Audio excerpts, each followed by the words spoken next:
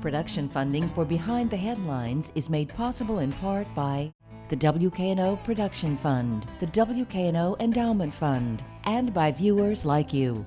Thank you. How Shelby County schools will reopen tonight on Behind the Headlines.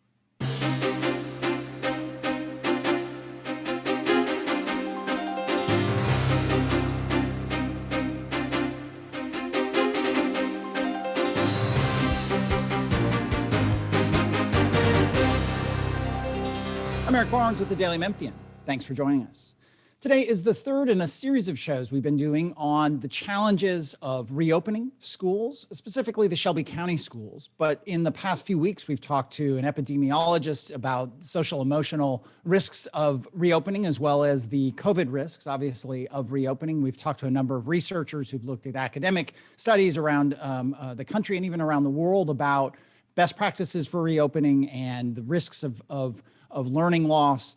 We had a head of the Freedom Prep Charter School Network, 5 charter schools covering pre-K through 12, who had opened in hybrid, had closed back down. All those shows are available on WKNO.org, or you can even go to YouTube and search for Behind the Headlines. Today, I am very pleased to be joined by the chair of the Shelby County School Board, Miska Clay Bibbs. Miska, thank you for being here. Hi, Eric. Thank you for having me. And I'm also joined by Bill Dries, reporter with the Daily Memphian. As we start this last few shows we've done focused on this, and in the fall we had Superintendent Joris Ray on, I think twice in the fall, talking about how virtual learning was going. We had superintendents from all of the suburban schools have been on. I mean, if I've learned anything, it's a simple thing, which is this is not a simple issue. And so nothing I ask today or say today is in any way meant to reflect that there are easy answers and simple answers to this incredibly complicated problem. Over the course of this month, since we started these shows, you all have announced that you're going to reopen. The Shelby County schools pre-K through 5th will open on March 1st, and then the 6th through 12th graders on March 8th. My first question is, I mean, you've been under intense pressure from the state, from local legislators, from the governor, some even talking about withholding funding to Shelby County schools if they did not reopen. And Shelby County schools is the last system not to have reopened in an optional or even hybrid way. In Nashville Metro schools Metro Davidson schools being the other that chose to reopen a couple weeks ago. So the real question is, are you reopening by choice or simply because the pressure got to be too great? That great question. There's a combination. I think we are definitely at this point are opening by choice. There is a board of 9, and you have to get to a majority for any decision to move forward. So I think, that is me letting you know that there is a majority of the board members who have said, okay, now is a good time. When we make guiding decisions and, have guiding conversations with Superintendent Ray, that is exactly, what we think about as we move forward. And the reality of it is there was absolutely some pressure from the state around what this looks like. So it's a combination. Again, I'm glad you prefaced this whole conversation about there is no easy answer, because there's not. I think, one of the reasons why we stayed closed as long as we have is because we just have a different demographic of families that we're serving, and our community looks different. So for us, it was making sure we maintained that our families were safe and our teachers were safe. So we are where we are today. And I think based upon the fact that people, I think also this is a community issue. We need the community to understand that they must take, staying safe safely as well. And the numbers are going down. They're kind of consistent right now, which is a great thing. So I hope they continue to stay that way. Let me ask you just some logistical questions, and then we'll bring Bill Dries in. This is optional for parents. It is optional. Yes. The teachers who've been doing virtual school from their homes, all teachers will be back in the building, whether they're teaching in-person class or they're doing virtual school. Do I have that correct? That is correct. And then the folks who have been pressuring you to reopen, other school systems as well, but we're obviously just talking about Shelby County schools, there are a number of things they point to. One of the main ones is the CDC guidelines, which wrapped up, went to a number of studies that have been done that so far, and with a fair number of school systems having opened, some staying open the whole time, that schools have not been the source of a dramatically large amount of spread and infection. There are many caveats on that there was enough distancing, there were masks, there was proper ventilation. do you feel like the CDC guidelines you're going to be able to meet those within Shelby County schools, and that thus this is safe to do? So, as first, let me just say a great question, because I know people are bringing it up and, trying to use that is around just a guiding principle. The reality of it is those are guidelines. And I think oftentimes guidelines are made not necessarily with who we are in mind. We are, I would say this. Shelby County Schools is the center of community. I think a lot of where we are has happened because we have maintained and been vigilant around keeping families safe at home. So that's what I'm saying. It's also a community aspect to this, because now, families are going back into buildings. It will shift. The reality of it is when you have guidelines, my question would be, because we are actually the number 2 employer in the city and number 3 in the whole state. I may have those reversed, but the reality of it is, so you're saying that the center of community now is going back into the building. So we have to be extra cautious around what that looks like. So that's why I often question around or make the statement that those are guidelines and guiding principles. And we're going to do everything we can do to meet that. I think families who have decided to go in, and that number is about 31, 32%, and the rest are staying home. So in that reality, there should not be a problem. Will some school, last question before I go to Bill, will some schools, maybe because of ventilation or just their physical layout, the physical, that you won't be able to get enough distancing, will some schools maybe not open, or will all of them be open? Well, I mean, the school itself is based upon who's deciding to go in. So let's keep that as the number one thing, because there are some schools that a whole school community may decide we're not going into the building. Let's be realistic about that. When you have over 75% of your family saying they do not want to go back into a building, there may be some schools that still may have adults only in the building. Okay. Let me bring in Bill Drees, and we are doing a first 10 and a half years we've been doing this show, and Bill is joining us by phone because it still feels like 2020 today. But Bill, thanks for being here by phone, and go ahead with Miska Clay-Bibbs, the chair of the Shelby County School Board. Thank you, Eric, and sorry for the inconvenience this morning as we record this. Chairwoman Bibbs, let me ask you about where parents are on this. And you cited the figure of 31 to 32% choosing to go back to in-person classes. I think sometimes we get the impression that parents are all of one mind on this. Give me an idea of what you hear from parents about this. Let me tell you, in the community that I represent, which is, parts of Hickory Ridge, Hickory Hill community, parts of Southeast Memphis, parts of Whitehaven, parts of South Memphis, and the airport corridor. They've been very clear with me that they are not going back into the building. They are overwhelmingly stating that is something that they are, concerned with, and they want to make sure that they stay safe. And I'm saying overwhelming because there may be some families within, my district who say yes, but the majority of them that have reached out to me have been very clear that they are not. I think when you have over 70%, when the last time we did a survey, and we are giving them another opportunity to change their choice right now as we speak before March 1st hits, the numbers were over 70% saying no, and the rest saying yes. So I think what is happening is in this conversation, people are forgetting that the families who are saying no have been very vigilant about no, they're not ready yet. And when was the previous survey that you did where you asked parents to indicate their choice?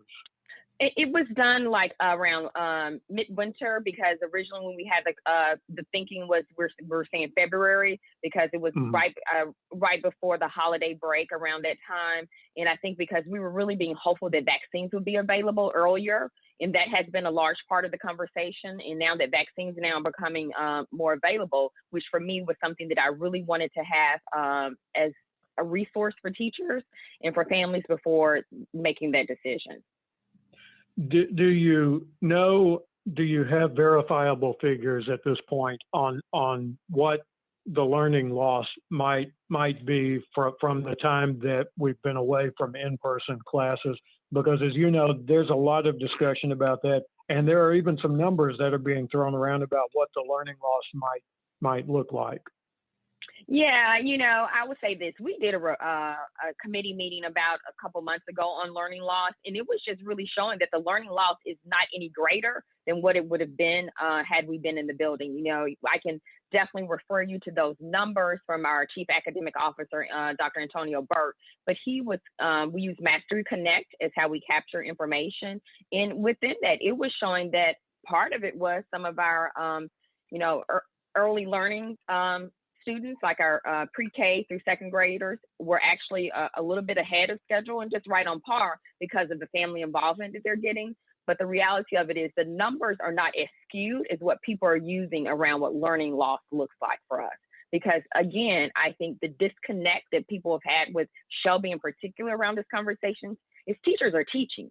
Teachers are really showing up. I visited virtual classrooms several times in my district, and they are really showing up, and I have to applaud them for all of the hard work that they're doing. I know that recently you were able to get some vaccinations for teachers. Is your goal here to get what vaccinations you can for teachers prior to this phased-in reopening for in-person classes? Absolutely. I think, and I'm talking from my personal perspective, again, I always maintain we're a board of 9. And, there means 9 different opinions. But my personal opinion was the fact that I realized that vaccines really need to be a resource as we ask teachers to come into buildings. So I'm excited that there has been a bigger push around making sure that that's available. Unfortunately, one of those days was right in the middle of a snowstorm that happened earlier this week. But we're also just heard recently that they are trying to push more vaccines to us. So hopefully that will get going faster. And, the county commission also they're pushing on their side to make sure vaccines become more available. And before I send it back to Eric, in that regard, is the school system involved in talks with the state about moving teachers up in the line, so to speak, for vaccinations? We absolutely had to have that conversation several times. We did not get an answer. So we're thankful for those who've decided to help us advocate. Was a quick thing on vaccinations. There was a little bit of Dr. Joyce Ray, the superintendent, got a vaccine this past week when there was suddenly, as has happened in many, many cases around the city and county, suddenly vaccine is available. They don't want to go to waste and, shots in arms. He was able to get a vaccine. Some people pushed back that wasn't appropriate. He said that, look, I'm modeling good behavior. We do have some hesitancy among teachers. It's been true across the board, all kinds of professions where there's hesitancy to get it. Was it appropriate for Dr. Ray to get a shot? Absolutely. I mean, when I say it was appropriate, because if buildings are open, he's going to be in the building. Now, one of the things that most of my school visits that I've done with him have been all in person. So that's how I know what's happening inside those buildings in my district have been with him. Then my virtual visits, of course, have been online. But the reality of it is when I choose to go in a building, most of those times I'm going with him. So he is absolutely in and out of buildings on the regular. So if he's asking teachers to go back, that means he's showing up in the building as well. Do you, on that issue of hesitancy or resistance to getting the vaccine, have you all surveyed teachers and staff on that front? Do you have any sense if it is widespread resistance or is it a small number? I think early on they did a survey asking teachers about who would be interested in taking the vaccine. And I don't want to misquote the number, but it was probably around 40% who went ahead and said yes, that they would. And this was way before we even know when the vaccine was going to be available. Gotcha. Which is a lifetime ago. On this issue of learning loss, the other concern people have had and have brought up, and I've talked to educators about this, is kids who are just sort of have disappeared or are only erratically logging into virtual school. That is obviously, even one kid is very concerning, but some have talked about very widespread issues about that, of kids who are just kind of not logging in, not getting on their Zoom calls, their classrooms. Do you know what those numbers are and what all can you do about it right now? I don't know what those numbers are, but I will say this is an opportunity because we are pushing them. These are the same questions, Eric, thank you for asking. These are the same questions that we as a board ask our, administration around, what are we going to do about it? and they have a strong family community engagement plan as well as a strong academic plan in order to be able to meet the needs of those families. Because the reality of it is, I think, as I said in a different interview, is that none of this is normal, and we're trying to put make this a normal situation with a normal fix. So it's going to take actually extra effort. It's going to take extra input from families. It's going to take extra input for all involved in order for us to make sure that we, fill all of the gaps. And this is the opportunity. I don't look at things in a negative. I always say an opportunity for growth. So this is an opportunity for growth for our family and community engagement, as well as some of our truancy teams to work together in collaboration around what it looks like to connect with families. We talk about learning lesson. You were talking about, not as bad as the numbers and that people are throwing around. But do you think that there will be, at some point, we will get past this, right? I mean, at some point, will there be a need at that point to address the kids who have fallen behind, the kids who haven't been able or have chosen, just for whatever reason, have not been able to log in and participate in virtual school? People have talked about, and the state has talked about summer camps or summer school. There's potential of tutoring. What are your plans for those kids who have fallen behind somewhat or dramatically to get them caught back up?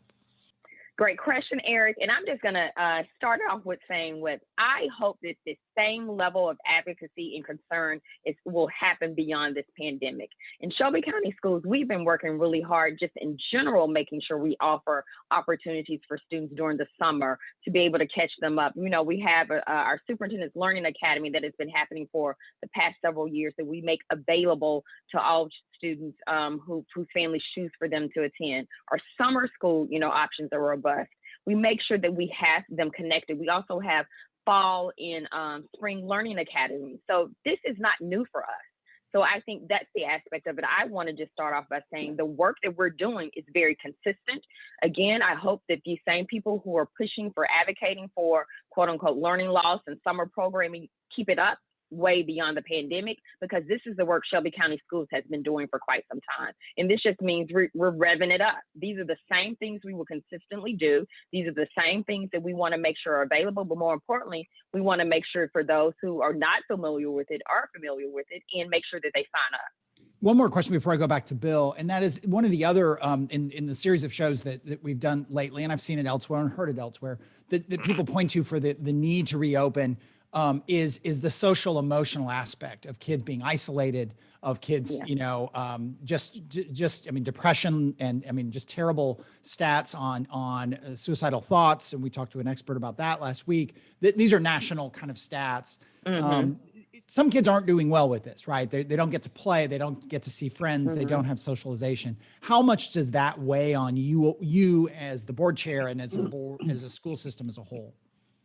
I think it weighs on us heavily, period. We take our SEL programming very important. Even before the pandemic, we always, let me not say we always, there was a group of us that really pushed the thought around beefing up what our SEL programming looked like. And then the pandemic hit.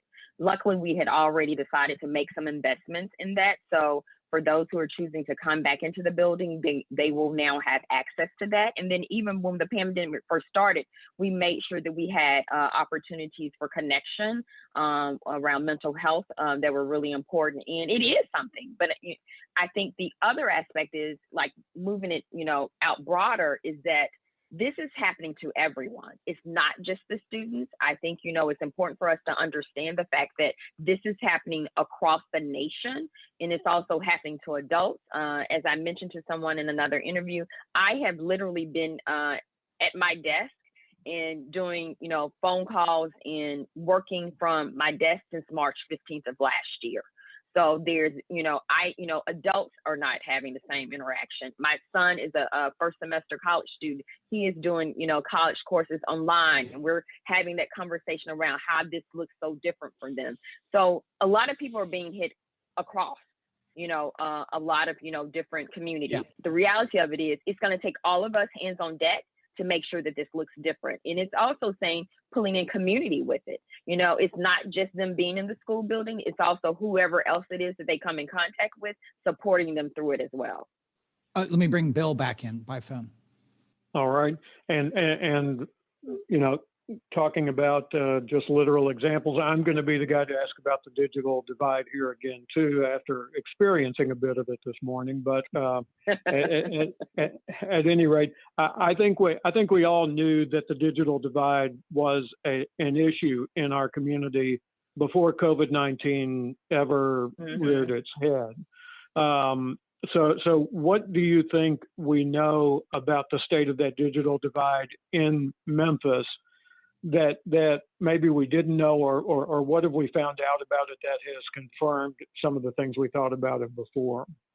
Great question, Bill. I think because we were one of the first districts in the nation to be able to go one-to-one, what we see is that it is definitely some more growth opportunities regarding connection. Not about having the device, not about having an access to hotspots, because we did all of those things. But the reality of it is, as a community, when I think about like both governments working together to find out how to have a better, just logistically a better system around, whether it's fiber optics or whether it's towers, whatever it is that needs to happen, broadband, whatever it is that needs to happen. I'm not a techie in that sense, so I'm just throwing terms out there. But whatever it is that needs to happen in order for us to have better connectivity, this past year has shown us that there's still some work that needs to be done, because there is definitely a different round of connection that happens kind of in the North Haven,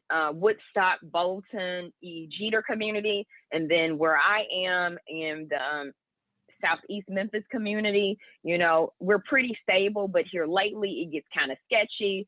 So then, then I hear from families who are on the South Memphis and the Whitehaven side of my community that I represent. So it's different everywhere. So this is an opportunity, I think, for government to come together for a better infrastructure. All right. And in the special session of the legislature, when these bills were passed on summer school and after school programs to help catch up students, was there enough state funding included in that to get the job done here in our city? Well, I think to my point that I was saying to Eric earlier, the reality of it is we've been making it work. So any additional funds that we get is definitely very helpful. We have realized a long time ago that those were the programs that we needed in order to continue to push our students forward. So for us, it wasn't a brand new conversation. Again, as I mentioned before, I hope some of those same advocates who are pushing for that additional funding continue to do it past the pandemic. Mm-hmm.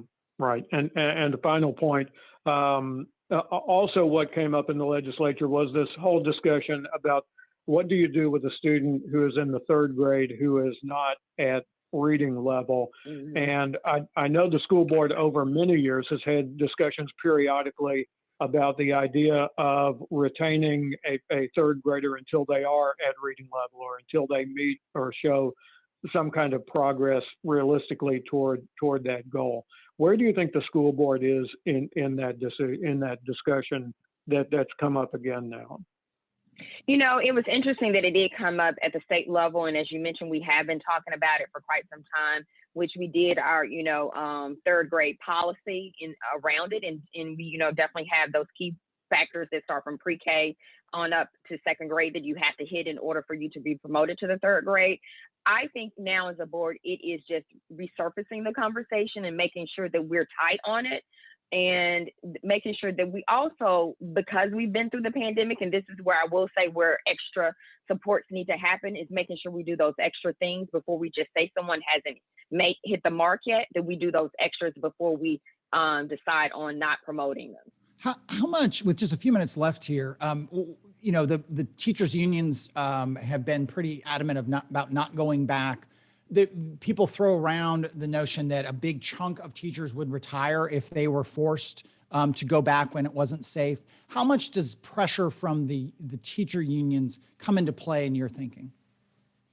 I will say this, Eric, when you finish, you'll know how many board members we have.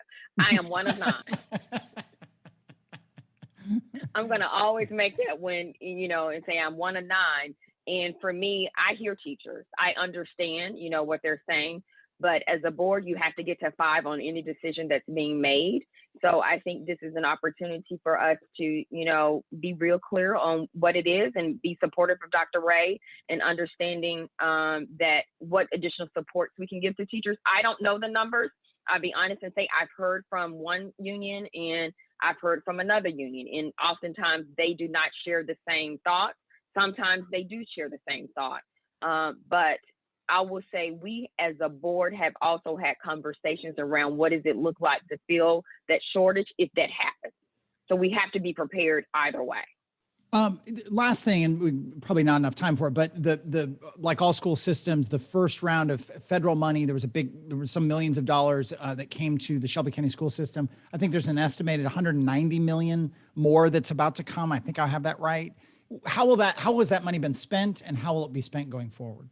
Great question. We have a board budget retreat that's coming up where we're going to talk about how we're going to spend those ESSER 2.0 funds. There are some things that we already know that we need to do, but as a board, we have not collectively had the conversation around where they will go. But a good portion of it is going to make sure that we are doing and having the supplies needed for those who choose to go back into the building. Is there's been some talk maybe of tutoring and summer sessions and that kind of helping kids get caught up? Can the money go towards that as well? It can, but again, I don't want to say where something's going to go again, because we haven't had the conversation as a whole board around the direction of those dollars. We've only brought up one or two things. And that is all the time we have this week. Miska Clay-Bibbs, thanks for joining us. Remember, you can get past episodes of the show at WKNO.org, or you can download the full podcast of the show from the Daily Memphian site or wherever you get your podcasts.